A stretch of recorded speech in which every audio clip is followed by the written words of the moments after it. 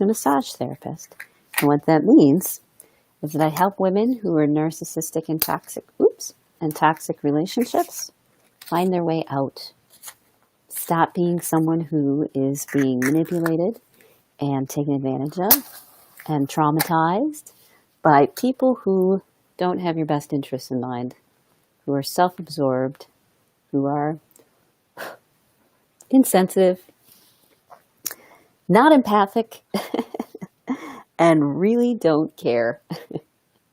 I help women break out of that. So welcome. I'm glad you're here.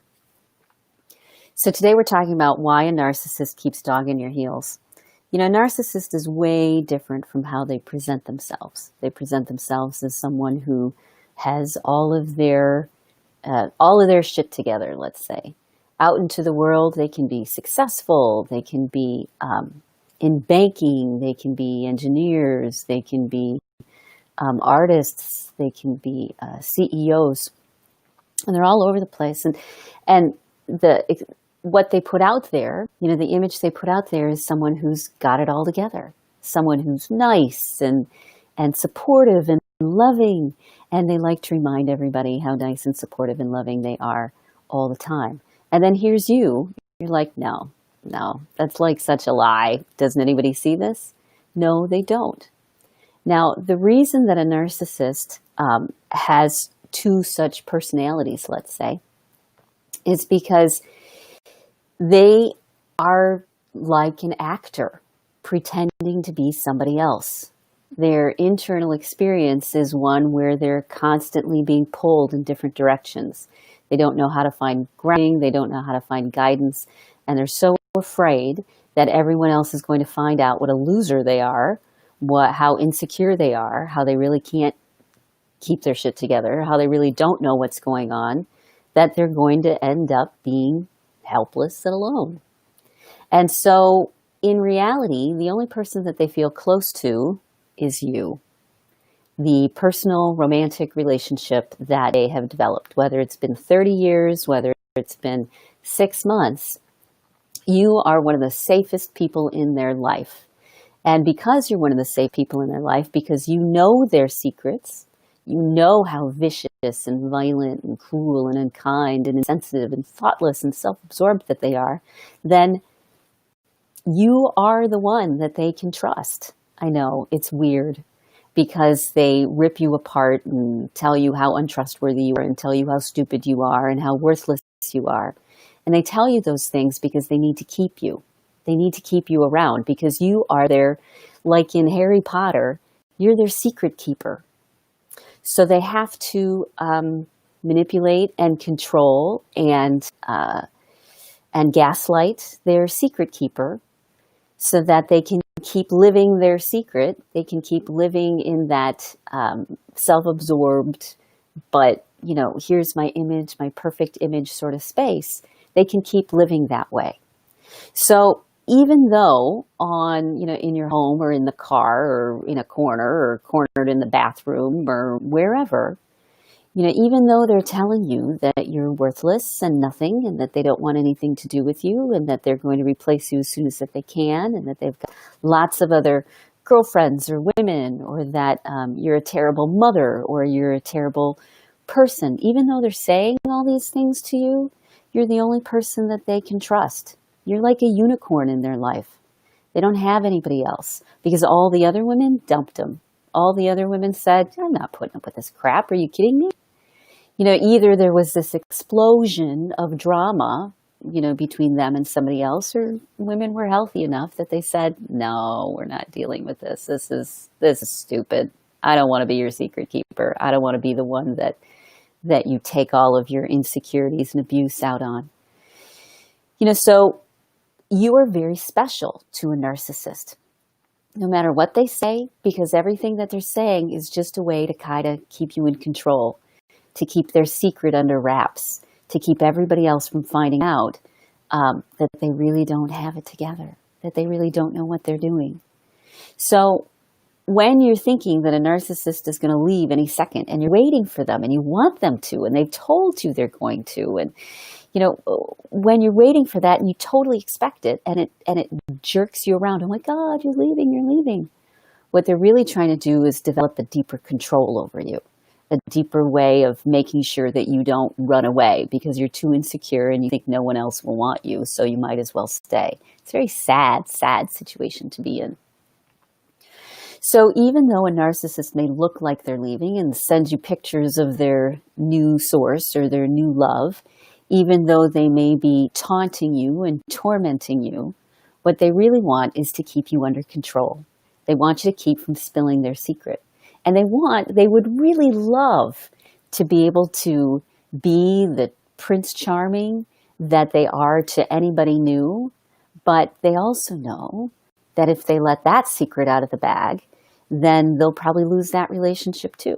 So you are their safety net. You are the one that keeps them in control because they have a place to be cruel.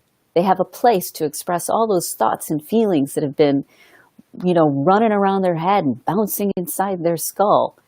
And they can put it on you, which means that it's kind of like,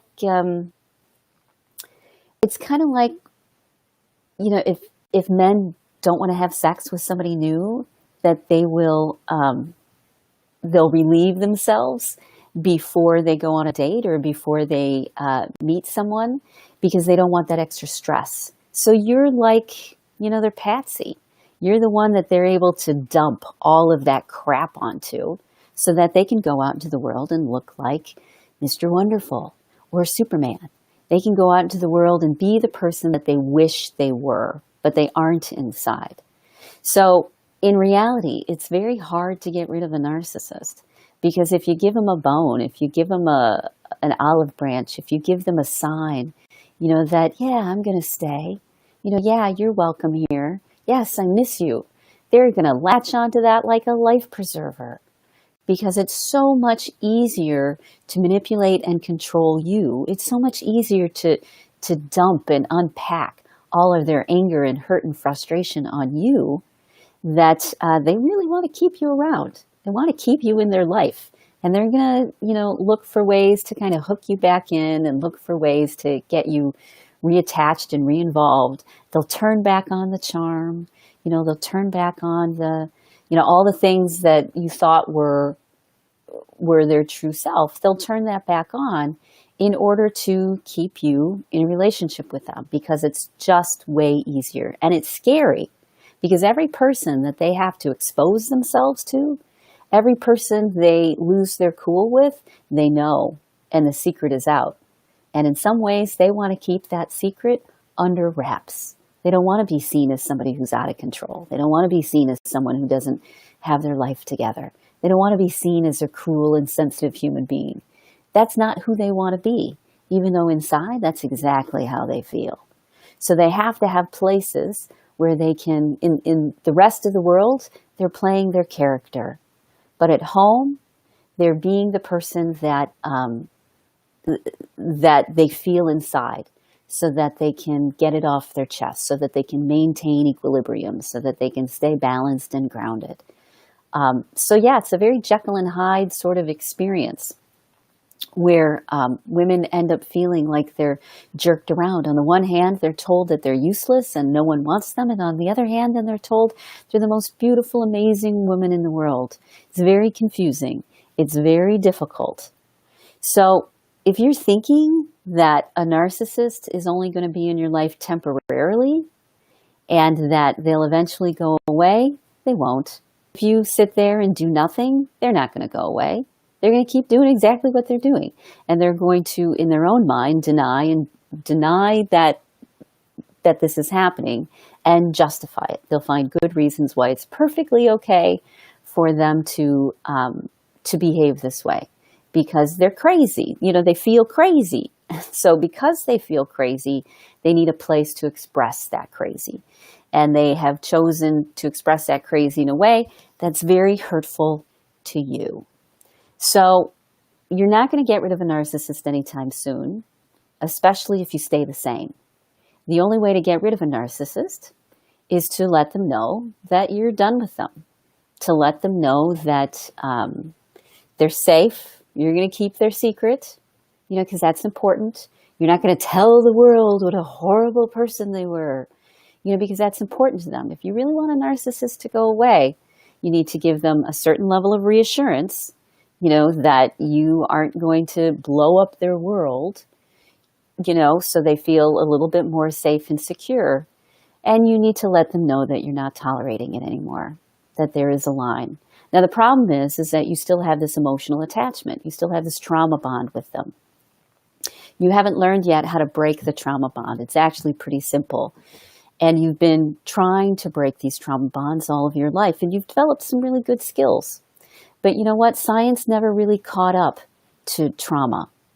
It's only now starting to realize, oh, this is how trauma works. This is how we break trauma bonds.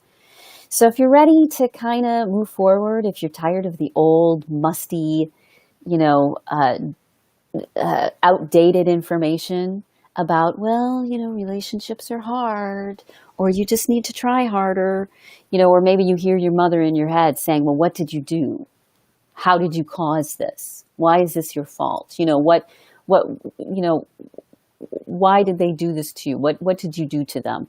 If that's the voice in your head, either the narcissist or your mother the narcissist or your father the narcissist or whoever it may be, if that's the voice you hear in your head, that's what needs to stop. You need to start realizing that it's not you, that it's a situation where two people are coming at it from way different perspectives. And if you're ready to start standing up for yourself and stop being triggered and manipulated and controlled by someone else's crazy, then reach out. You can go to inspiremassage.com, soon to be ritahickmancoaching.com. And we do group programs. I do one-on-one programs. Send me an email, and we'll set up a time just to chat, see where you're at. I'll give you some tools, get you on the right path. And then if you want to work further together, then we'll set something up. But definitely reach out. So I hope you have a great rest of your day. I'm going to have a wonderful day. I'm so looking forward to it. And I'll talk to you later. Okay? Bye.